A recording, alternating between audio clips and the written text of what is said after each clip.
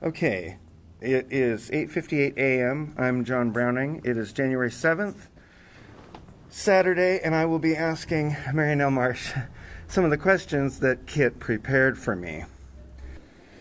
Okay, question one. What were you told and what do you know about Sanford Bell? When I was 13, my mother told me that she had this affair with him and that I was his child. And I was pretty excited about that because she said that he was a priest in the Liberal Catholic Church. He was a professor, and I'm having a little difficulty remembering, but he helped write encyclopedias, and that he was a psychiatrist. And Star looked him up on the internet, and it said that he left one of the colleges in a hurry and pulled the curtains in the car. I guess he was in the back seat. When I was very little, I met him when I was 2 years old, approximately. And he told my mother, I don't know if it was then, I hope she carries on my work. All I remember was I would call him Favu for father, which was very convenient because if I called him anything else, it would stir the pot, if you know what I mean. So that's the only time I remember meeting him.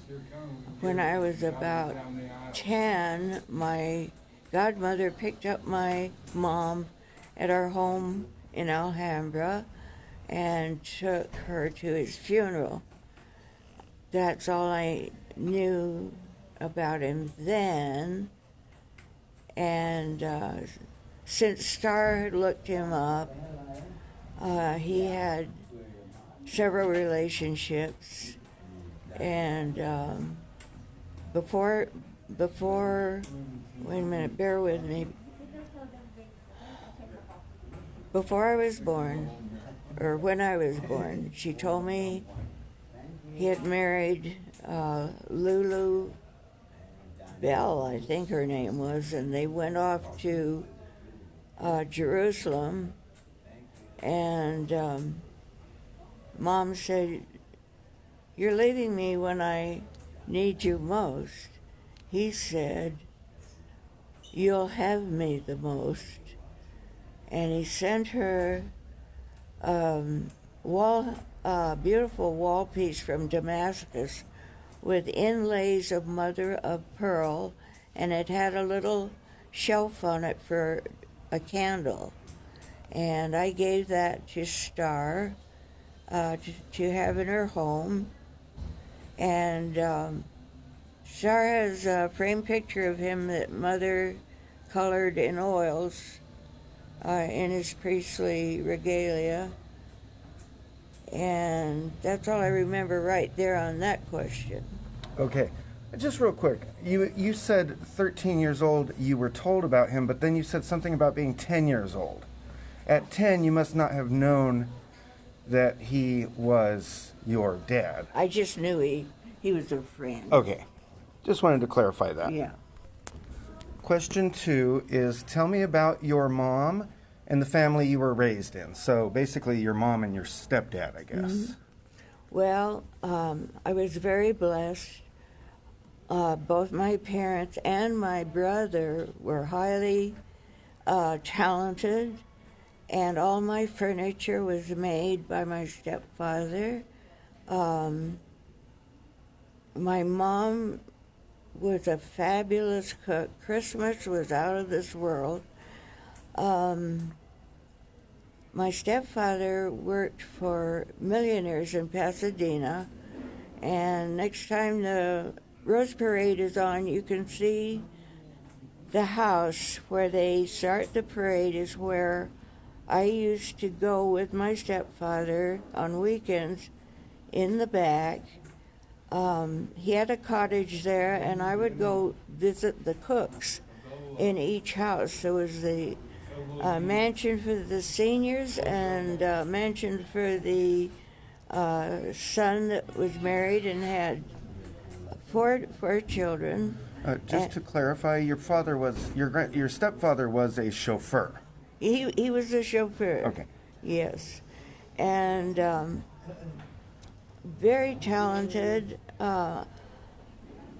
Mother told me stories about him as he was a child in Canada with the Blackfoot Indians. The Indians didn't accept him because he had long side curls. Well, I found out later that he was Jewish. Of course, that's the payas, the long curls at the side of his head. So his mother trimmed them off, and then the Indians realized he was a boy, and they accepted him. And I thought I had a fantastic childhood because my parents were so creative. Mother, made traditional turkey at Christmas, but her things that she learned in England made her an exceptional cook. And they went all out with the Santa Claus thing. And I told them, a sock isn't enough. I want you to make me a bag. And so she made me a bag to hang up, and it had little Mexican figures on it, Mexicans going to market. And so they got stuck with filling that up because I really believed in Santa Claus.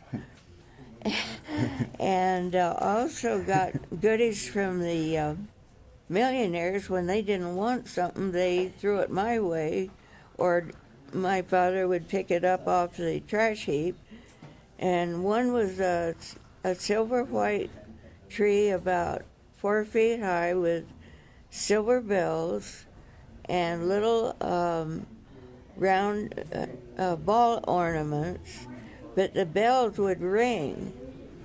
And so the tree was all decorated, and the silver tree was there, and some gifts under the tree, but I had to go to bed, and I hated missing out on anything. I wanted to see Santa Claus. So I decided to get up in the middle of the night and sneak out there and see if he had been. Well, I did, and I bumped into the tree with the bells on it.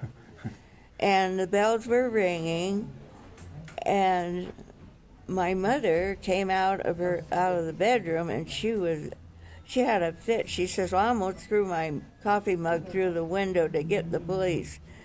And she was very distraught and trundled me off to bed. So I had to wait again till morning, till I got all the goodies. But my stepfather made me many pieces of furniture. He made my bed, a table. I could go on and on. My brother also made many things out of wood.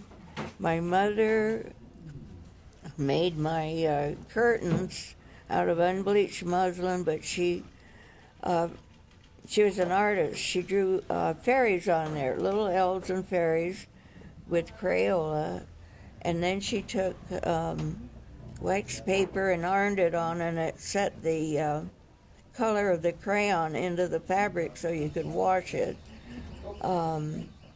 Everything was... we had a pretty good house there, but it was inherited by my stepbrother from his parents. Well, it became necessary to move, and so we moved to Atlantic Boulevard, to a really fine house. They got a loan from my my godmother. And so we were able to have a really nice home. And because the front room had hardwood floors, I got to have free ballet lessons for 3 years. The teacher would come and bring the girls there on Saturday. And so they exposed me to everything in the arts. They took me to museums. They let me have art books. I was drawing figures, and I had mature art books at the age of 10. And my brother was in the service for 4.5 years without leave. And he also had made me many things. And I raised money to have a garden with going from door to door to collect newspapers for the war effort. And I had a wooden wheelbarrow with a wooden wheel, and I would wheel it up to the door and knock and ask for their papers. Well, they also threw in Esquire magazines. So I had one of the greatest collections you can imagine of the female figure that I collected before I stacked all the newspapers. And each stack had to be about, maybe 3 inches high. And if I got 100 pounds, that would be probably 4 stacks. We'd go to the paper man, and he would give me $1. And then with that $1, I could buy my art materials, and I also grew a victory garden and raised vegetables while the war went on. And my brother taught me how to garden through the V-mail. He taught me about gardening. And so I raised the vegetables for our table.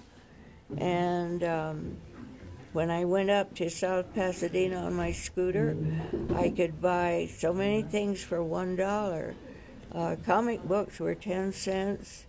I could get 100 sheets of typing paper for $0.10.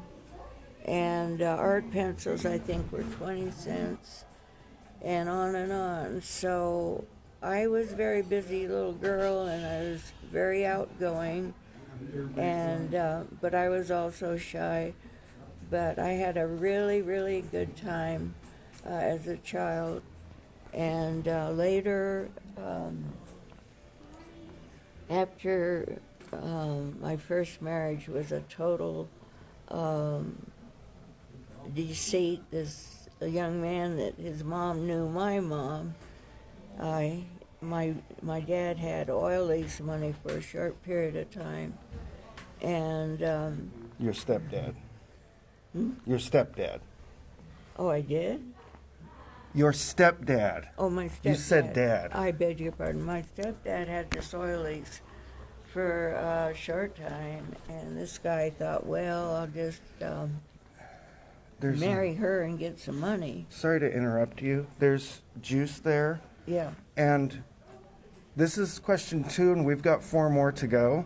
Oh. So you have answered about your childhood. Okay. So we're going to move to the next question. Okay. Because this has been 12 minutes. Well, no, 14 minutes so far.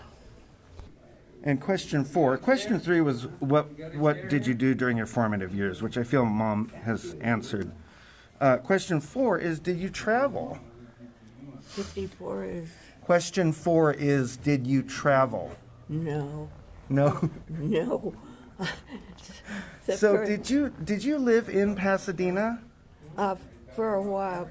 When I was tiny, I did for a very short period. And then you moved to where? Alhambra. And you basically stayed in the area around Alhambra, you and your mom? Yeah. Until they moved to Bellflower. When did your stepfather pass away?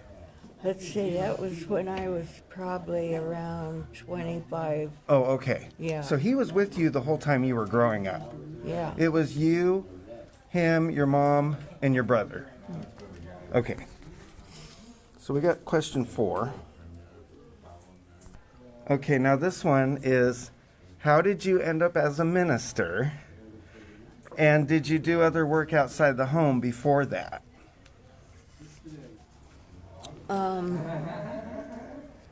When my first marriage, which was a total deceit, ended in divorce, I had to earn a living to raise my son, and my parents supported me for 2 years till I got over this trauma that I went through. And when I got back into the Foursquare Church, I told them I need to get a job. And one of the men in the church worked at Shell Oil Company, and he told me that they needed an artist to work at Shell Oil on maps, etc. So I worked at Shell Oil for 4.5 years, and I won't go into the details why they let me go.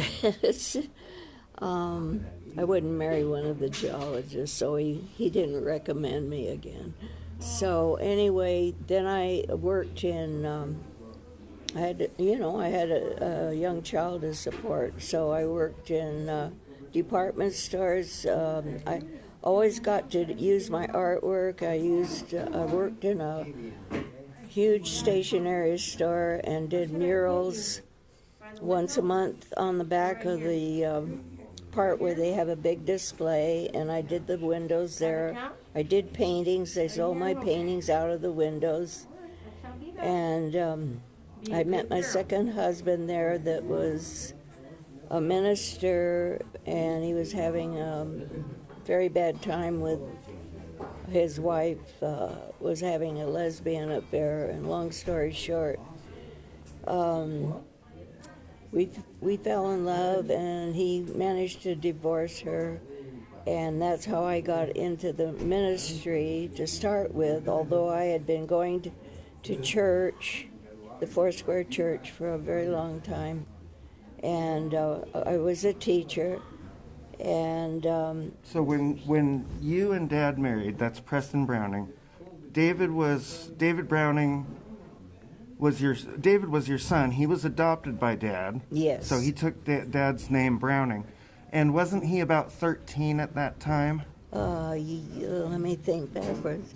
Yeah, he was about 13, I think. Okay. So then you and Dad were married, and you were still doing your art, yeah? And you lived in Ojai, wasn't it? Briefly. Yeah. Yeah, because he had a job. Well, actually, he rented a place there and went to work in Ventura. But the woman over this thrift store wanted to move down in this area, Compton. Right. So then you guys moved to Compton. Yeah. And ultimately you ended up living in Linwood. Yeah. Which is near Compton, in the heart of downtown LA. And you raised David for a while there, because me and Star, I was 3. We lived in Linwood till I was 3. And then you moved to Banning, and Dad drove a school bus for a little while. Oh, I forgot about that. And then, and he would preach, he would guest preach at Sister White's church. That's right. And then he got the Cabazon church. Yeah, nobody wanted it. And he liked it. He liked Cabazon. He liked that giant mountain there. Yeah. And I'll never forget, when me and Star went in there, I was about 5, I think. So Star would have been 4. And we discovered that place. And he ended up preaching there from about 1975 up till his death in 1988. And then that's when you became a minister. I took his place. I asked headquarters if I could take his place. Yeah. And I had served in very definite areas for Foursquare. I was a district representative with the women. Yeah, you did the VFW. You did VFW, remember that? Yeah. So, I'd been serving noticeably. Yeah. And then I took a test. And, They had you get your international license. well, your dad told me a year before he died, he says, you better get your license. Oh. So I got my license, and then after I got that, I just kept getting the next step, until I had enough background to say, hey, I want to take his place. Now, you ended up there a few years after his death. What, 1990, 91? Somewhere in there? I can't remember. Okay, so here's the thing, though. What's funny is he was there for, I think, 13 years. You ended up being there for how many years? 45, almost 45. So, basically half your life. Because Yes. you're 90 now. Yes. That is so funny when you do the math, you know? Okay. Do you mind if I go to the next question? This is the last question, and it's what would you like to know about the Bell family, your biological father's family, past or present? I would like to know if there's any other ministers. Okay. And if there's any other artists. Okay. And do they enjoy most in life, and what are their hobbies? Yeah. Are they creative? Do they like to read? I love to read. Do they like to travel? Oh yeah, travel. The furthest I've been was Ensenada, so on a cruise. So I imagine they've probably done a lot of traveling. And I'm curious where they generally are. Like, I don't know if they're in the States or not. You don't know If they're in the States, if they're here. Oh, so that would be a yes. question I would have. Like, where are Yes. most of you located? Yeah, where are they? Yeah. So, okay. Okay. Is there any other questions you have for Kit and the family, or any other thing that you feel like is coming up that you want to share? Any last bits or anything? Coming up with Any last thing you want to share or ask? no, I can't think of anything. The whole thing was such a surprise. Okay, so this is cool. We have 22 minutes on here, and what I'm going to do is take this and put it on the computer, and then I'll make it into a file that they can listen to on the internet. And then she can get back to you, and maybe she'll be able to answer her own questions like this, and we can just go back and forth. Yeah. How cool is that? That is cool.